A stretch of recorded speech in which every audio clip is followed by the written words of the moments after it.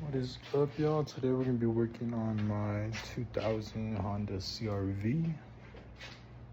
Already lifted up. Today we're gonna be dropping these upper control arms, and we're gonna be doing the lower ball joints, and maybe or maybe not the inner and outer tie rods. Just depends on time.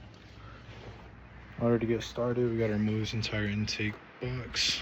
Then we gotta do the brake booster, and then there should be a couple of bolts under each side. Let's get to it. Alright, so wheels off.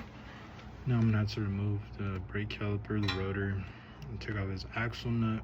Then we're gonna remove it from the axle, and then take off this entire spindle in order to do the lower ball joint. And then might as well just do this upper control arm. I had to bring out the Milwaukee shades. You know, everything I do is Milwaukee. But just crack the upper control arm loose from the knuckle. And there's gonna be 2 bolts on top that we gotta crack loose, which I already did before.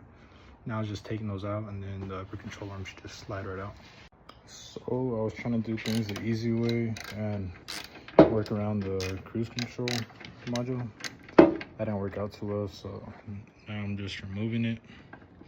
Now I'm gonna get that lower bolt. The only reason why you can't is because there's a steel line from the cruise control that goes straight down towards the back, and it blocks the bolt from coming out entirely. And you can't really fit a power tool in there, so yeah.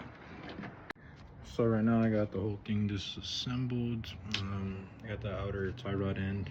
She has big ass holes right there in it. Yeah, so that's how it's done. Now I just gotta drop the whole spindle and get the lower ball joint out. And then I gotta put back the upper controller, and then just putting back everything should be done on this side. So after struggling for about an hour and a half, finally got out the inner tie rod.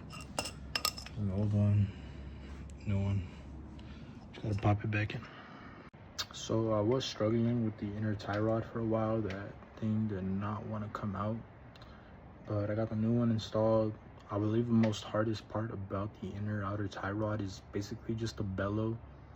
So essentially, on these bellows, boots, whatever you want to call them, they have a little breather hose on top. You have to put it in the right position.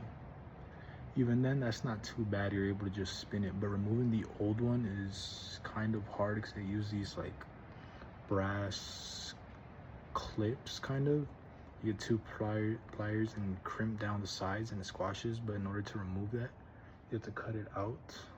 And that was just a pain in the ass. But after a while, we got it done. It's installed. Yeah, we'll bring it back to y'all when this side's done and we do the other side. All right, now